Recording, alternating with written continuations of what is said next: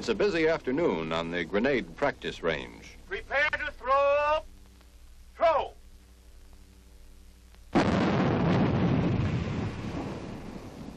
Station number 3, take grenade. The men are throwing live grenades for the first time. Throw. Station number 4, take grenade. Everything is going along smoothly when Pull pin. something goes wrong. Prepare to throw. Throw. Far away in the bleak and desolate north, an experienced soldier is doing sentry duty.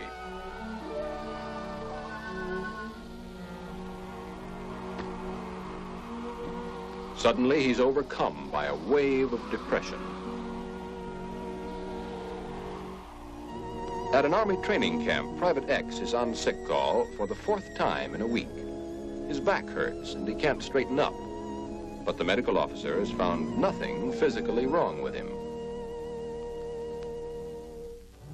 Overseas, a young officer is lost in some little town. He doesn't know how he got there or even what his name is. This soldier has been keeping to himself and acting strangely towards the other men. He thinks they're whispering about him.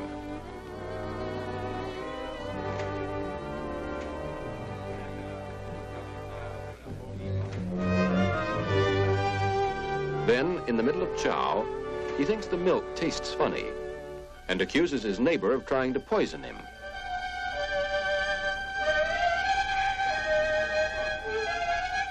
At a medical aid station, combat casualties wait to be treated. A jittery soldier, exhausted by combat experience, reacts to an unexpected noise.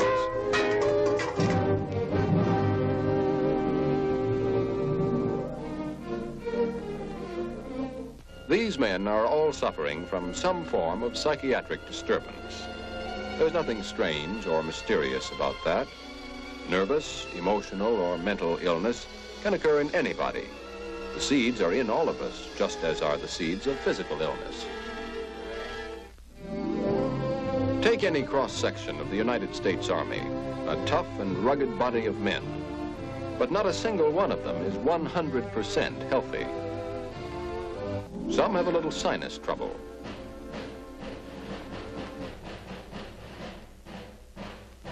Some have periodic attacks of boils. Others have had repeated attacks of appendicitis, which may return in an acute form.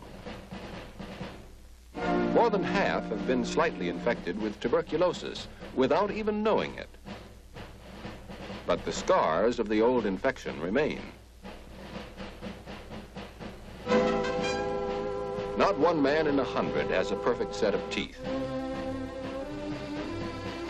And each man's body carries millions of germs ready to attack should he be weakened by exposure or fatigue.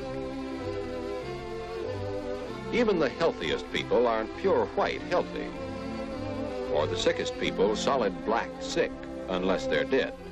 Instead, people are somewhere in between, neither white nor black, but some shade of gray. Most people are light gray, a lot of health mixed with a little sickness. It's the same with emotional or mental health. Slight mental or personality disturbances are present in everybody. No one is 100% perfect. Private Phillips worries too much, whether about a mortgage or a letter 2 days overdue. Green, without cause, feels that he isn't up to the standard of the rest of the outfit. Davis is quick-tempered, aggressive on the surface, but really oversensitive. He can't take orders or kidding. Becker has trouble making decisions. Parker feels he's always getting the dirty end of things.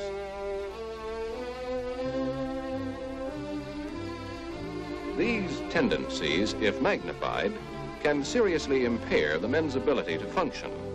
No man is without some little fear or tension, some nervousness or uncertainty. Nobody has perfect, pure white mental health. Most of them are some shade of light gray. And these men are merely darker shades of gray. In them, the balance between emotional health and illness has been tipped toward the unfavorable side.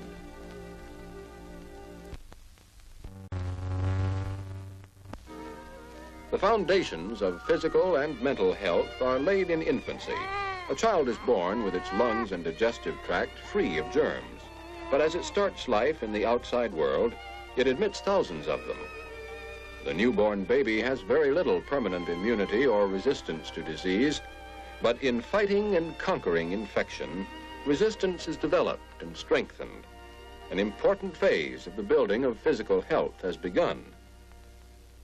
It's the same with mental health. Beginnings are made by tackling and overcoming small difficulties, such as learning to sit up.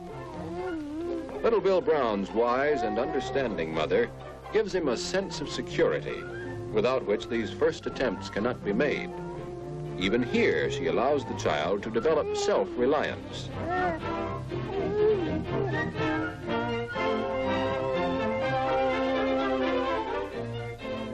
As the problems get tougher, his ability to deal with them increases.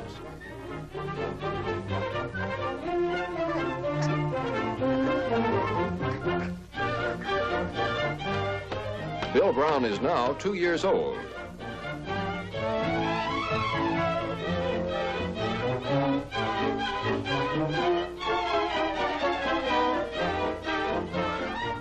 He begins to meet small frustrations and deprivations.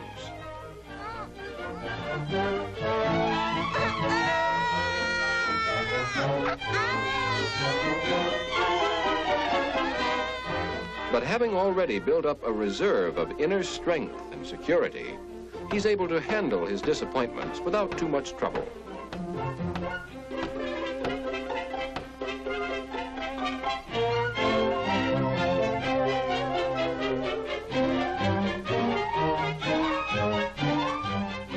Bill Brown runs into aggression and learns to resist it.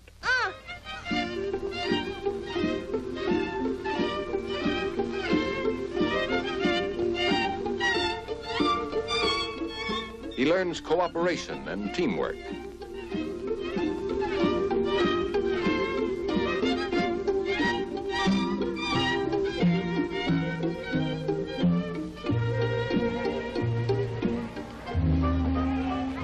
He competes with others and develops self-confidence.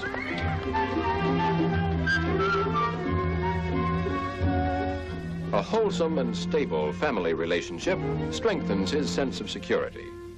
His natural striving to find an important place for himself moves in a useful and constructive direction. He develops healthy attitudes toward responsibility and authority.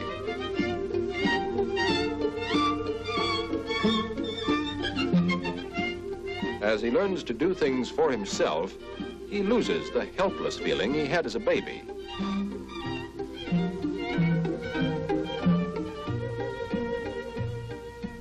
He still needs his mother's love, but it's beginning to develop into a give-and-take relationship between two people. Bill Brown has acquired a sound foundation of emotional and mental health. The outlines of his personality are already pretty well set. When he grows up, he won't remember the details of his early experiences, but deep down in something we call the unconscious mind, they will be preserved, and they will influence his actions throughout the rest of his life. But not every child gets off to such a good start. Joe Smith has a mother who is over-anxious, afraid to let him expose himself to the smallest danger. As a result, instead of getting over his early fears, he tends to hold on to them and exaggerate them.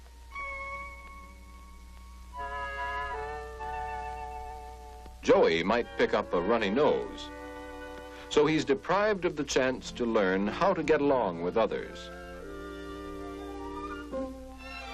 He lacks inner security and is defenseless against aggression. A toy taken away from him becomes a tragic crisis.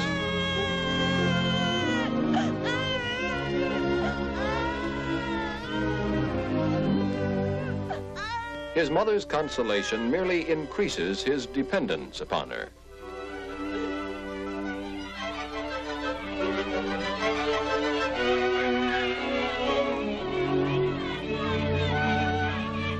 By now, his timidity and fear of getting hurt have become fixed. The ridicule of his playmates only makes matters worse.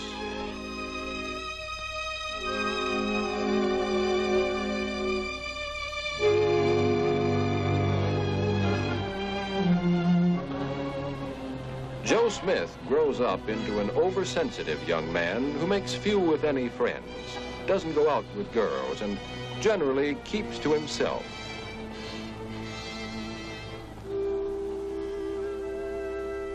He is almost completely dependent upon his small family circle for all human contacts.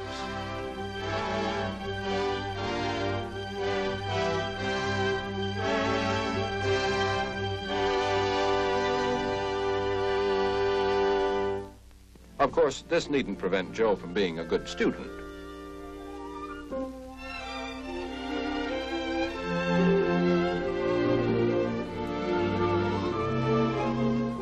After graduation, he may even get along quite well if he's lucky enough to get a job where he can avoid too much contact with strangers and where the strains and stresses are reduced to a minimum.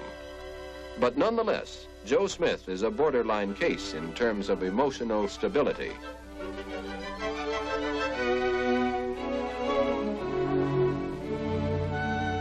His mental health is a fairly deep shade of gray. In our society, Joe Smith is by no means a rarity. Today, the medical profession's greatest problem is the large number of personality disorders.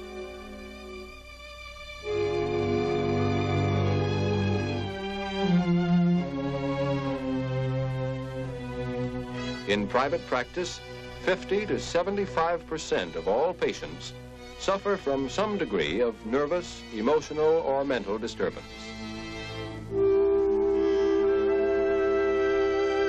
Frequently, physical symptoms are an expression of deep-seated emotional troubles. Of hundreds of thousands of hospital beds in the United States, more than half are occupied by patients with serious mental illnesses. Medical statistics indicate that in the United States, out of a total population of more than 139 million, 1 out of every 18 people, or more than 7.5 million, will at some time be treated in a mental hospital. A far greater number will suffer from less serious emotional illnesses. From this population, the American people, the personnel of the Army is selected. Some people may think that the neuropsychiatric problem of the Army can be solved at the induction stage by thorough screening. But to eliminate all potential breakdowns, it would be necessary to reject everyone with any trace of emotional or mental illness, and there would be no Army at all. Therefore, the medical department, using individual psychiatric interviews, eliminates only those who have little chance of withstanding the strains of Army life, those who are already casualties of civilian life. In World War II, the number rejected came to 14 out of every 100 men called up. It's impossible at the induction stage to predict which of those who remain will become casualties of the new stresses of Army life, for these stresses will vary widely in kind and degree for each man, depending upon assignment and other environmental factors.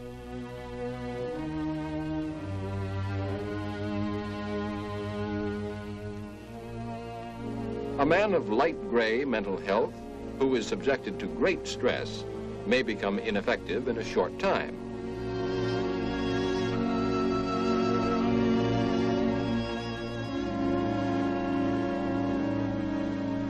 A man of darker shade who encounters milder stress may be able to stand the strain much longer.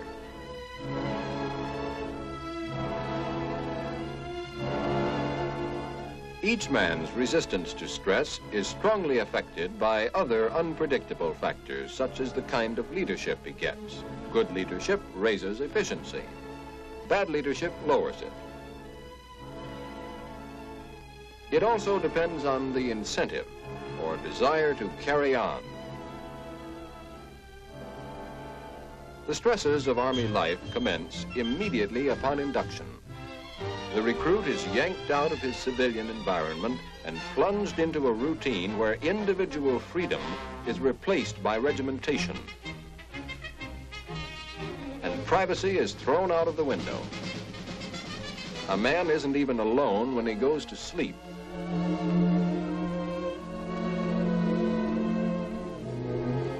Gone are the comforts that help to counteract the strains and stresses of living. Gone is the daily homecoming and all that it means.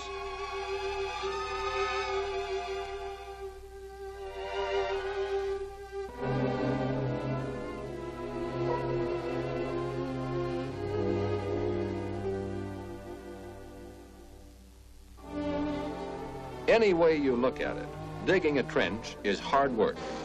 But for a man like Joe Smith, whose energies are already depleted by emotional tension, uncertainty, and worry, it's twice as hard.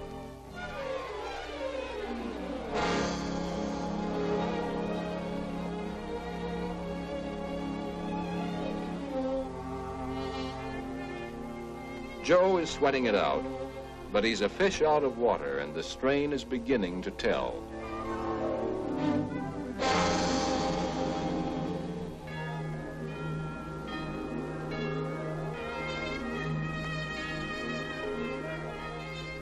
The obstacle course is a nightmare to him.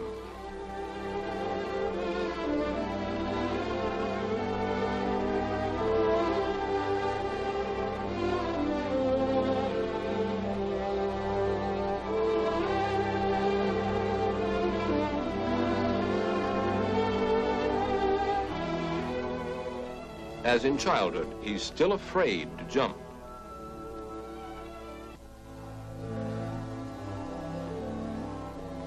He loses his appetite.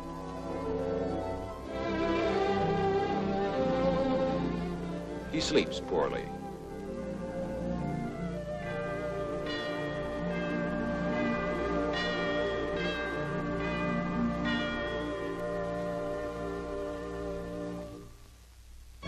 Finally, Joe Smith cracks.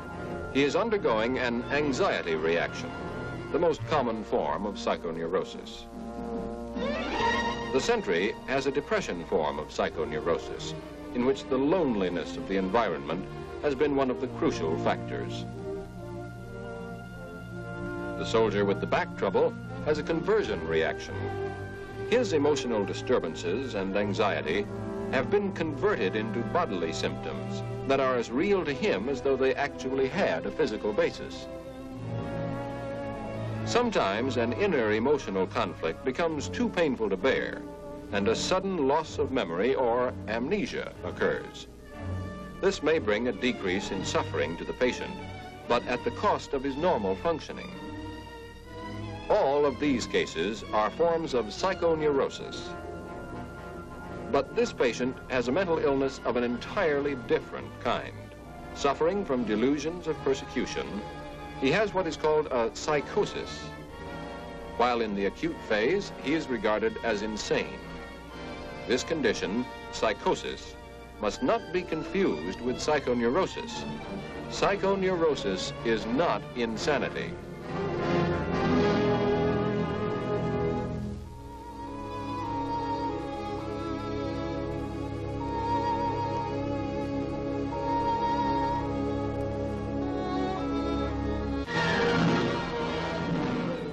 In dealing with any major health problem, the first step must be preventive, aimed at lightening the average shade of gray of our Army personnel.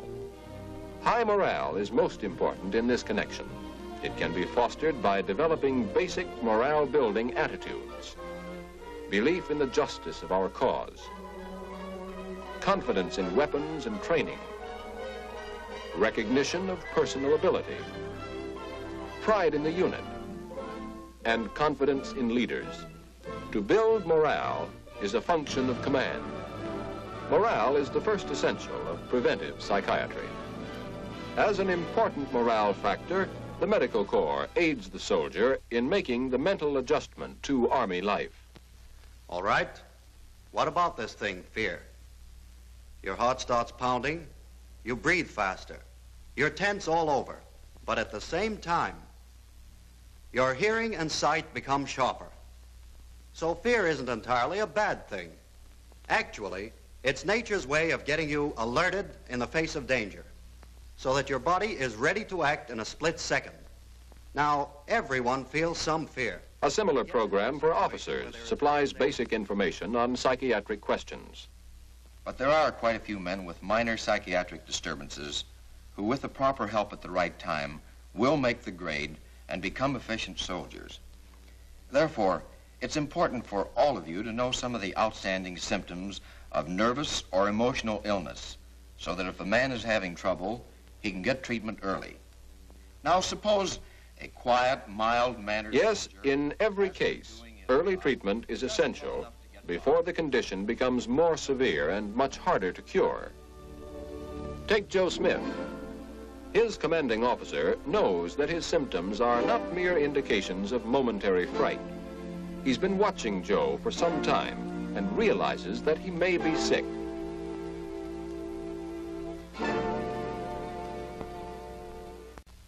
He's satisfied that Joe requires medical help and makes an appointment for him at the mental hygiene clinic. Here, the preliminary work on Joe's case is handled by Army psychologists and social workers. Then, Joe is interviewed by the psychiatrist in charge.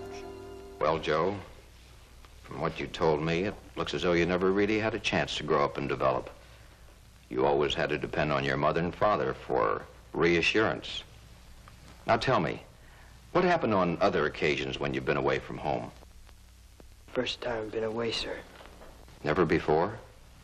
Not even for a weekend or even overnight? Well, except for the time. Yes. A couple of years ago, the company transferred me to St. Louis. What's the story on that, Joe? As soon as I got there, in fact, even before on the train, began to feel lonely, blue. I was all alone. I got to feeling so jittery. Did you have crying spells then, too? Yes, sir. I felt so bad. There seemed no reason for living. You thought of doing something to yourself? Yes, sir. I even looked out of the window. We were on the 12th floor. I thought maybe I might go out. What happened after that? Just quit and came back home. Though Joe Smith doesn't realize it, he is receiving his first psychiatric treatment. Already, the doctor is helping him to see himself more clearly and to understand his deep feelings of fear and inadequacy. Joe learns that his case is not hopeless and that there is a real chance that he can change. Well, Joe, what's happened to you isn't strange or unusual. I've talked to lots of men with the same kind of trouble. But how is it you didn't mention any of this in your interview at the induction center? I wanted to be in the Army, sir. I hate being like this. I want to be as good as all the other fellas. But look at me. I'm no good to myself or anybody else. But Joe Smith is better than he thinks, and the doctor tells him so. Joe wants to help himself, and that's half the battle. The psychiatrist arranges a talk with Joe's company commander. He explains to him that although Joe isn't cut out to be a combat soldier, he may still be of real value to the Army in an environment more suited to his personality. Joe was reclassified to limited service as a company clerk, where he was able to use his skill as a stenographer and secretary. During many months of excellent service, Joe was promoted in rank and carried out a useful and important assignment in battalion headquarters. During this period, Joe saw the psychiatrist from time to time. And then one day... What I'd like to do is to get a transfer to some other post and start there from scratch. Do you really feel that you're ready to leave this place, Joe, and go somewhere where you don't know anyone? Where you haven't any friends? Well, sir, I want to prove to myself that I can get along okay on my own. I think I can do it. Joe Smith's mental health actually improved in the Army. He developed an independence and maturity that he had never known in civilian life.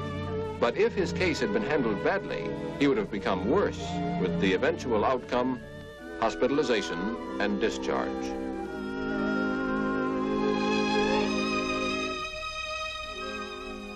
The depressed sentry, too, showed marked improvement after transfer from his isolated post to duty as a weapons instructor. Again, appropriate environmental change in itself helped the patient to overcome his personality disturbance and to continue his service to the Army. But many more stubborn cases require hospitalization, some only for a short time, others for longer periods.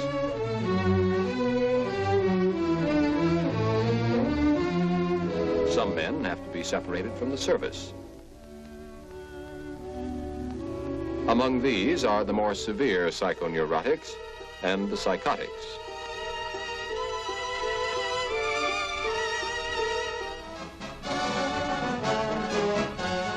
The men who finally go into battle are the cream of our young manhood. The weak have been eliminated. Those who remain have stood the test of months of strenuous training. Their average shades of gray, both physical and mental, are very light.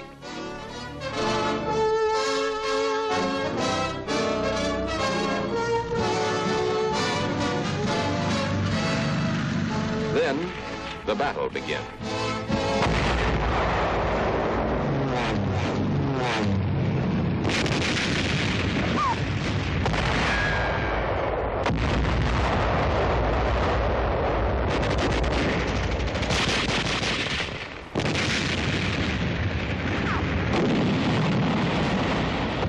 As the fighting progresses, the number of neuropsychiatric breakdowns is multiplied many times.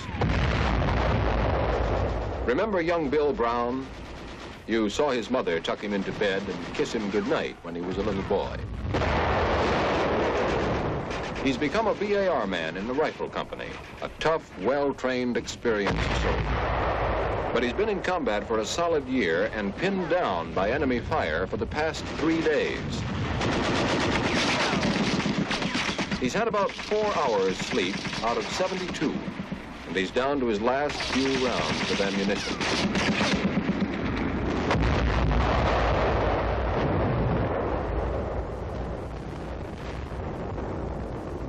How long can he last without cracking?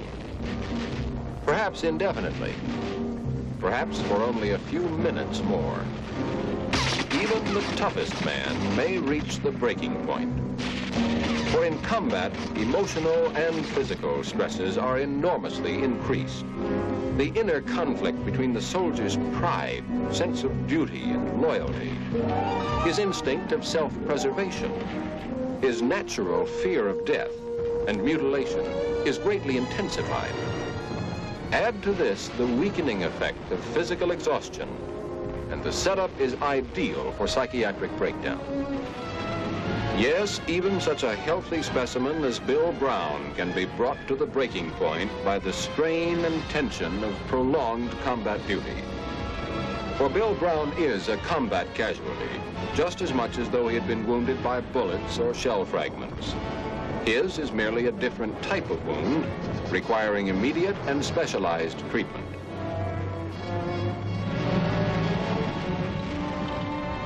Bill Brown is returned to a medical installation near the front lines for screening and treatment.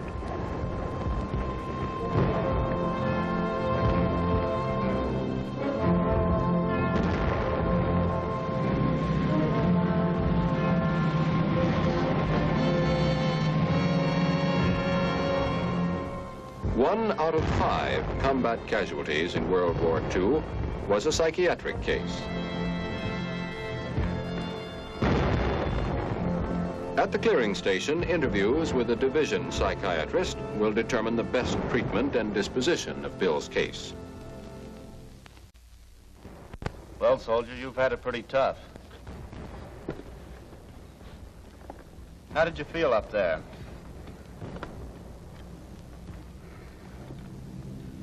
I don't know. All mixed up in my head. I just sort of lost control. You say you've never been like this before? Never before. Smoke? Bill Brown's anxiety reaction is fairly severe and is characterized by tremor and manifestations of panic.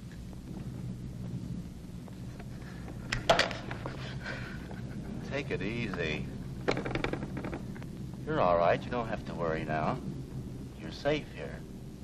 You get something to make you sleep tonight. Then tomorrow you'll go back to another hospital for a while and get a good rest. Kelly. Yes, sir. Bill Brown has had it tough, but with time and care, his basically sound personality will reassert itself. In a second case, the anxiety symptoms are milder. Tell me, soldier, what's your trouble? Well, sir, up on the line, we got into pretty heavy shelling. A couple of my men were killed. Then another shell came in, broke my rifle. Picked me up and threw me off a ways. Yes. Go ahead. I guess I ran. Must have. To get 150 yards ahead of the company. Then what happened? When I came to, the lieutenant was shaking me. I was crying. Don't remember much after that. How do you feel now? Shaky inside now. What do you mean? I can't exactly explain it. Feel it more inside than I do outside. A kind of boiling feeling. How long have you been in combat? 9 months now, sir. Have you been wounded? Once. How did you feel after you were wounded? Before I was wounded, I wasn't jumpy. After that, I was very jumpy. Guess I haven't got it anymore. The way I used to. You've had a common experience. Nothing to worry about. Your nerves are on edge. You're frightened. We'll see that you get a chance to clean up, get some hot chow, and rest. Here, reassurance is essential. The patient must understand that his case is not unusual and that it is nothing to be ashamed of. He's told that he will recover soon and completely. That's all. Thank you, sir. In the division area, the patient rests and relaxes under the supervision of experienced medical personnel. Here, sleep and plentiful regular meals exercise their beneficial effect. Relaxation and a return to normal social relationships promote a general sense of well-being. After a few days, the patient is interviewed again. Let's see. You've been here 3 days now. How do you feel? Pretty good. I've calmed down a little bit. Feel a little bit better. I had a fairly good sleep last night. Have any medicine to make you sleep? No, sir. Slept well without it? Yes, sir. How do you feel about going back to your unit again? Think you could do a job? Well, sir, I think I can. Good. You'll be ready for that in 4 or 5 days. I'm sending you to our retraining unit. You'll get some marches, exercise, and work out with your equipment. Sound okay? Yes, sir. What you've had was like a safety valve, a way of letting off steam. Everybody has it. Anything else? No, sir. Those patients that show a speedy and definite improvement are moved to an adjacent area. Here they receive a short course of exercise and combat training. Then they're ready to rejoin their units in the field. About 40% of all combat neuropsychiatric casualties were returned to full duty after short-term treatment near the front lines. But what of the remaining patients who are more seriously sick?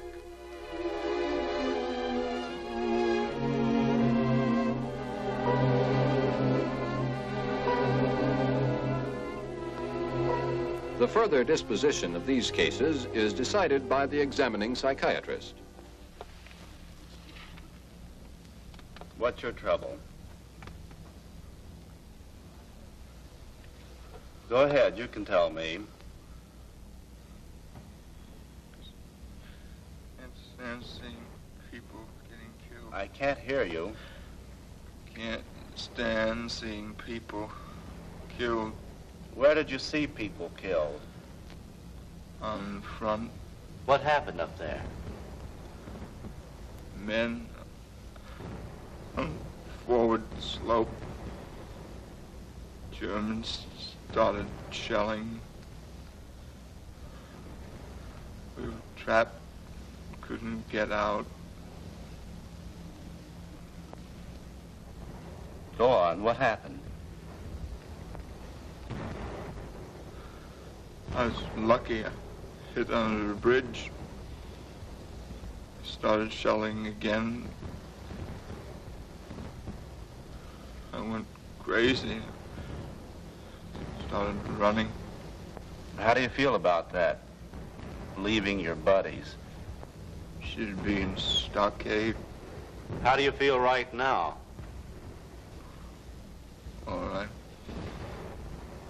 Nothing wrong with me. What were you afraid of? Everything. What in particular? What in particular? Dead. Dead what? Dead people. I can't hear you. Can't stand seeing dead people. What does that do to you? Scares me. Well, dead people can't hurt you. But I've been telling myself for years that I can't stand to look at it. Corporal, I'm going to send you back to another hospital where you can get some rest and treatment. In a couple of days, you'll begin feeling better. How does that sound to you? Anything but going back up there. Now, look, you're going to be all right. When you get back In to the addition other to severe anxiety, the patient is deeply depressed. His speech and reactions are retarded, and he has a characteristic feeling of guilt. He will require more extensive observation and treatment in a psychiatric installation farther behind the fighting front. Just can't take... Often, a seasoned soldier reaches the breaking point after many months of duty. What happened? Well, I've been going quite a long time without any trouble. But now the shelling gets me. How long have you been in the Army? 34 months. How much combat? I went through Africa, Baltuno, Anzio, up to there. Ever lose any combat time? No, sir. You've had about 320 days then. Yes, sir. How long have you been a staff sergeant? Think about 4 months. Have you done a good job at it? Yes, sir. Until now. I'm no good now. What do you think's wrong with you now? Sir, I feel I've gone about as far as I can go. Feel I've taken about enough. Do you think you're sick? No, sir, but just no good anymore. Can't stand shelling. Last time up there, broke down. What do you mean, broke down? Didn't know which way to turn. Ever had this trouble before? No, sir. How do you feel about leaving your men? Well, I feel pretty bad about it. But I'm no good to them anymore. I can't lead them. I might get them killed or get them wounded. Just no good. This is a typical example of chronic anxiety, sometimes called the old sergeant syndrome. Along with other severe casualties, he is sent to installations in the Army zone where additional facilities are available for prolonged psychiatric treatment.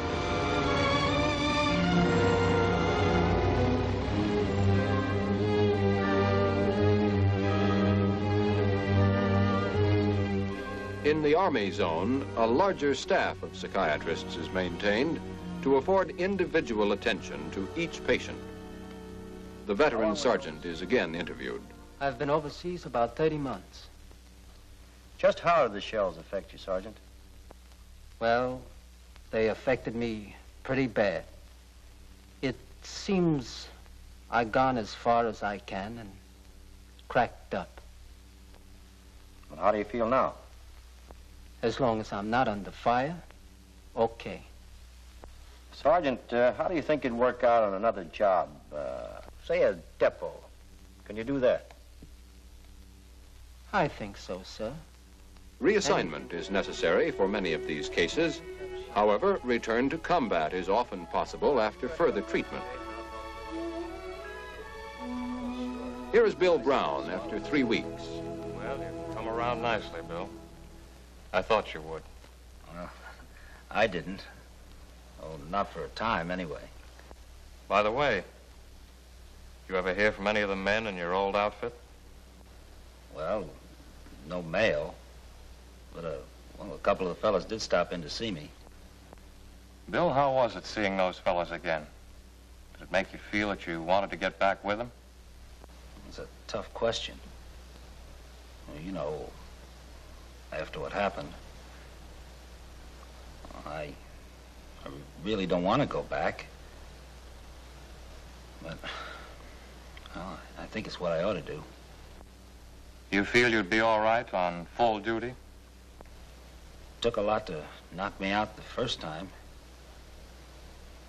I guess I'll do as well as the next man.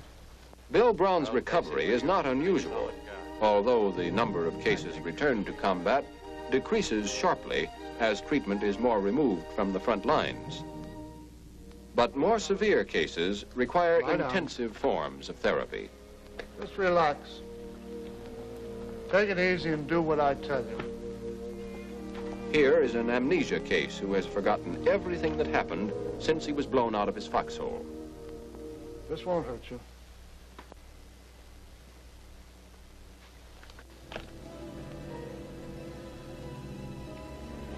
Count slowly now.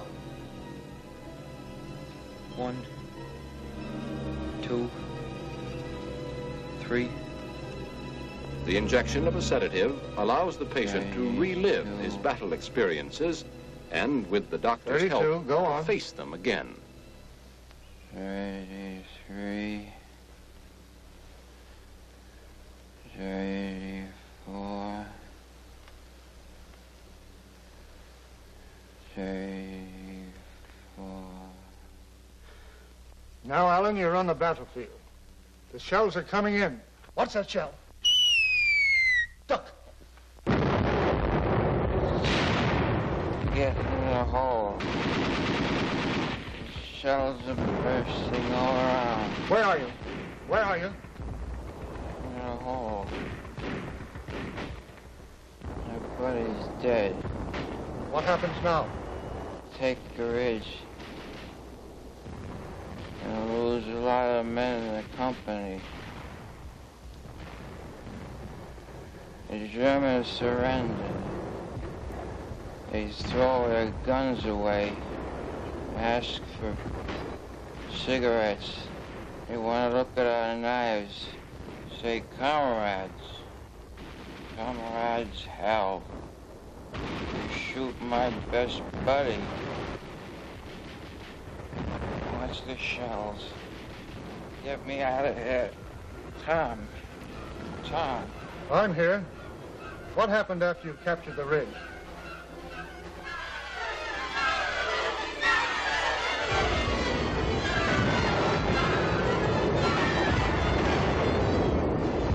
Well, I have to go back there again.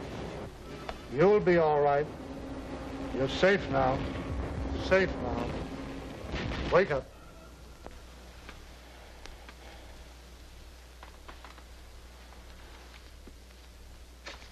Wake up now. You were in a lot of trouble. You're better now.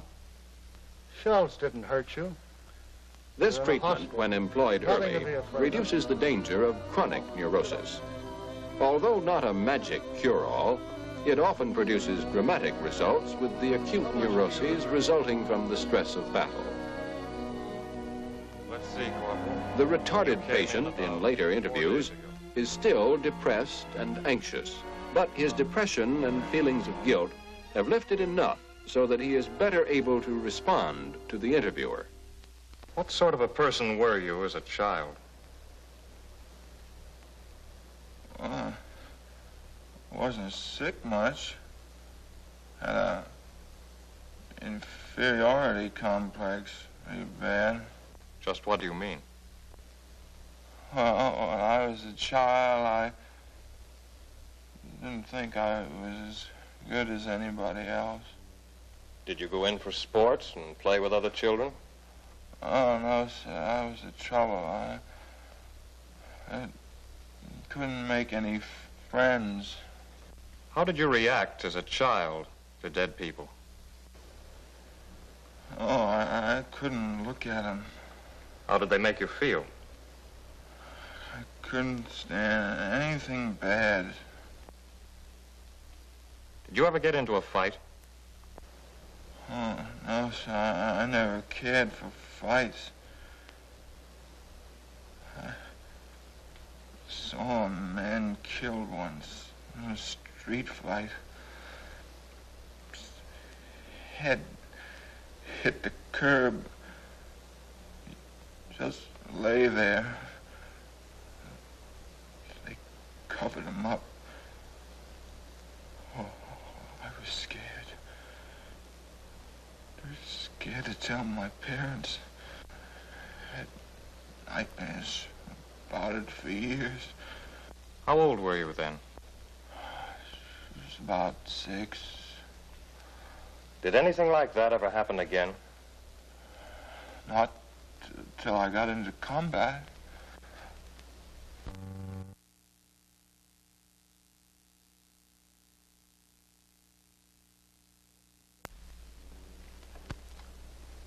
What do you think is wrong with you? Oh, I don't know, sir. Everything seems kind of hopeless. Well, it's not as bad as you think. I've seen a lot of people with the same thing. It'll take time, but you're going to be all right.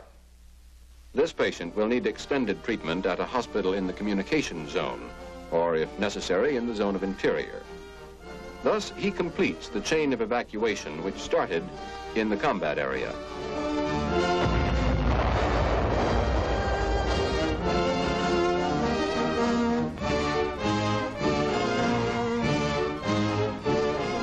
From the front lines, the neuropsychiatric casualties were sent to nearby clearing stations for screening and treatment. Here, approximately 40% of all neuropsychiatric casualties were returned to full duty. The remaining patients were evacuated to Army installations where intensive treatment salvaged an additional 20%. A large number were reassigned to limited service.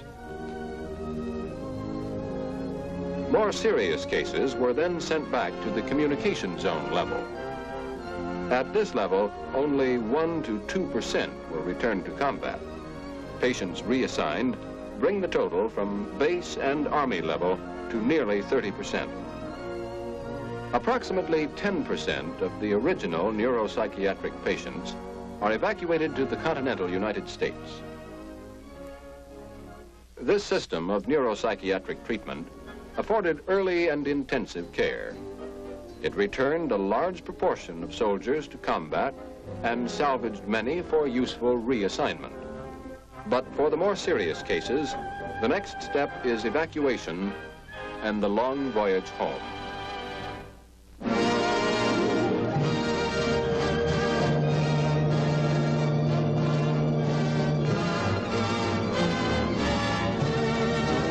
Back home, the patients that don't need hospital care are sent to convalescent hospitals, where both combat and non-combat cases lead a normal barracks life under the supervision of specially trained personnel. The battalion commanders are medical officers. Severe cases, both combat and non-combat, are treated at the general hospitals, some of which are devoted exclusively to the care of neuropsychiatric patients. Here, all techniques of psychotherapy are employed.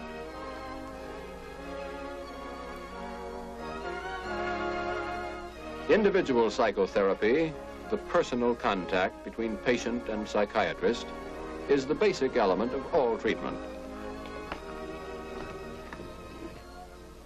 Well, you're coming along nicely, Corporal. I want you to stay in the hospital for a while longer, though. I want to be sure that you're in really good shape before you leave. Okay, sir. I sure do feel better than when I first got here. And I want to get back. Explanation and reassurance based upon an understanding of each individual's emotional conflict contribute fundamentally to the patient's recovery. Sometimes an emotional disturbance shows itself as a physical ailment. Here, an inner emotional distress has been converted into a form of paralysis. In this type of case, treatment under narcosis may yield extraordinary results. Here again, a sedative is employed.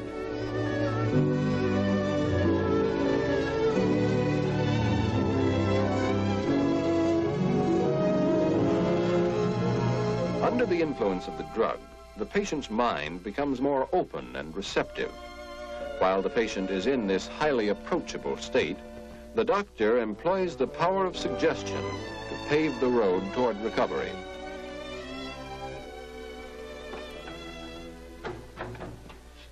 Now you're going to get right up and walk. Come on now, sit up. Now get off the bed.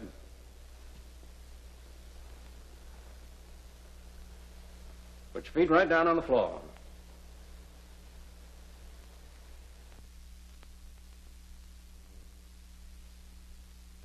That's fine. All right, now stand up. Isn't that good? All right, now walk out there. Walk right over to the ward man all by yourself.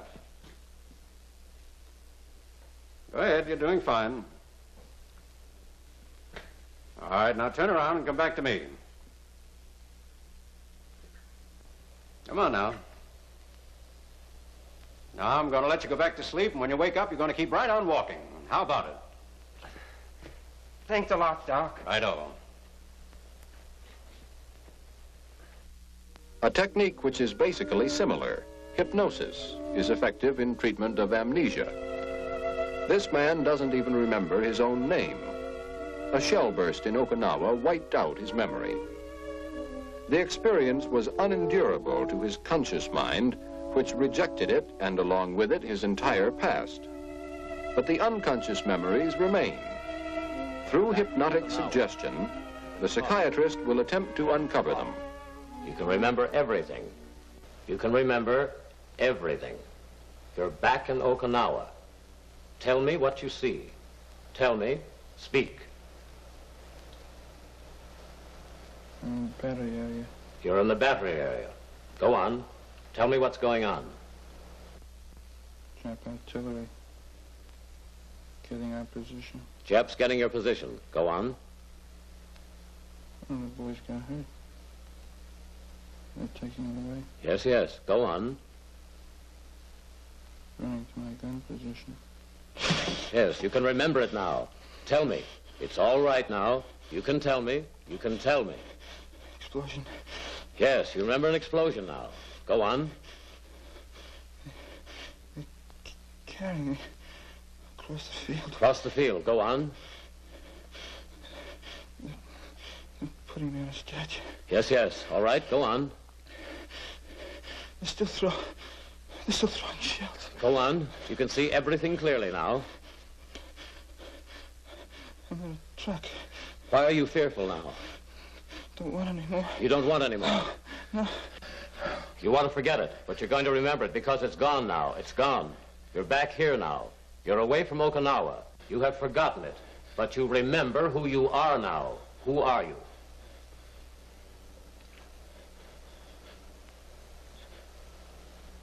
Bates. Bates. That's right. Full name now. Donald Bates. Donald Bates. That's right. Now your mother's name. Margaret. Father's name. Thomas. That's fine. You know who they all are now. All right. You're coming back with us now. But this is going to stay with you. You're going to remember it all. You're going to remember about Okinawa. You're going to remember about the shells and the bombs out there. But they won't hurt you now. You're at ease and relaxed. No fear, no anxiety. When I wake you, you'll be comfortable and relaxed. No aches, no pains, but you'll remember everything I've told you. All that you've remembered. Under the guidance of the psychiatrist, he is able to regard his experience in its true perspective as a thing of the past which no longer threatens his safety. You can wake now.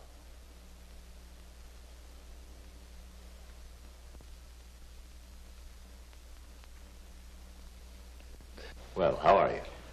Pretty good. Now he can remember.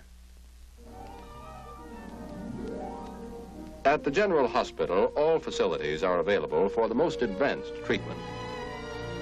Electroshock therapy is remarkably effective with certain acute psychoses.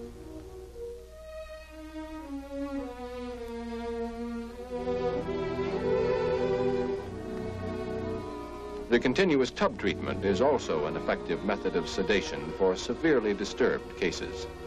The patient relaxes under constant observation in a scientifically regulated bath. The wet pack treatment has a similar soothing effect.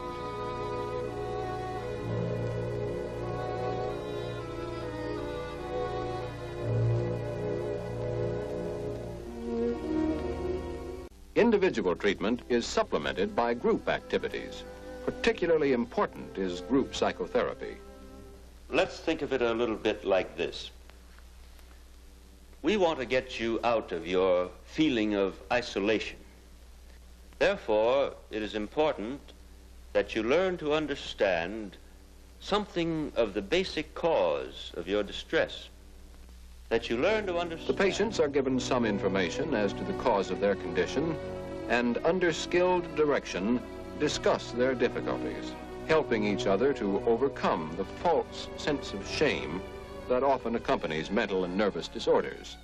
Your inner conflicts are, with variations, common to all men. Many of these conflicts start way back in early childhood. No doubt you men will find it easy to recall things that disturbed your feeling of security in childhood.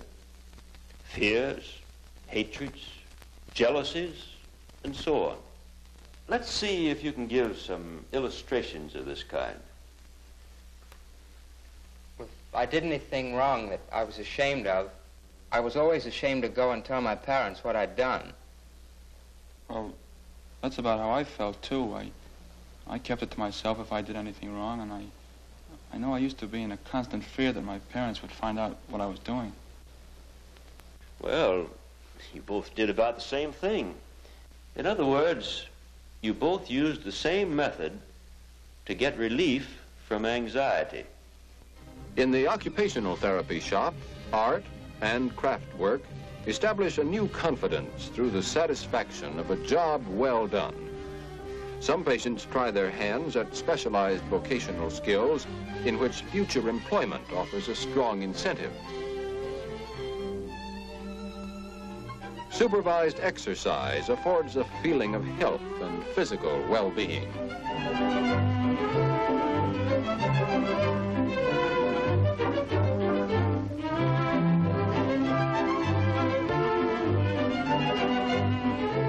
The give and take of competitive sports rebuilds confidence in badly shaken personalities.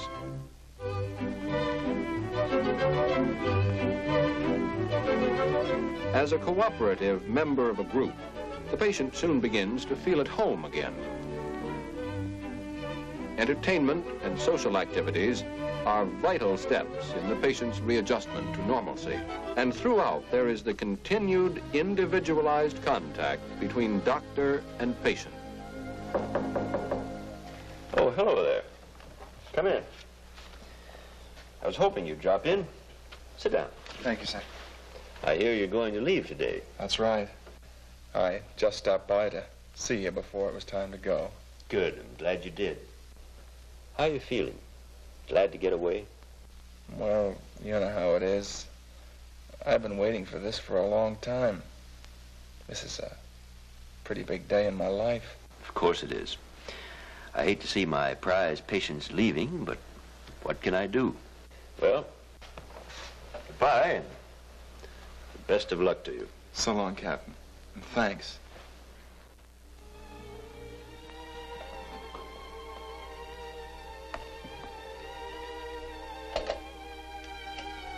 Summary and discharge note on... The patient leaving the hospital after long treatment is an end product of the Army's neuropsychiatric program. This program deals with complex and difficult problems, which have their beginning where the Army begins, in the induction center. At this early stage, the first preventive step is taken to protect the individual as well as the Army. Careful screening assures that only the healthiest of our civilians enter the service. The preventive approach is implemented by an educational program in mental hygiene. Emphasis is placed on those facts which build and sustain the morale of Army personnel. When psychiatric breakdowns threaten or do occur, understanding and cooperation, plus immediate recognition of early symptoms, followed by prompt treatment, promote a rapid return to health. Until proven otherwise, even the most serious cases are regarded as salvageable. All these elements combine to make the most of the human resources that are the backbone of any army.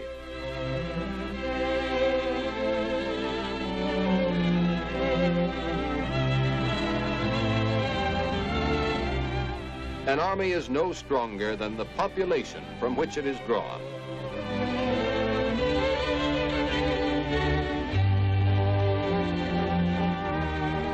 To keep America strong, we must strive to improve the physical and mental health of the whole nation through a deeper understanding of those factors which darken or lighten the all-important shades of gray.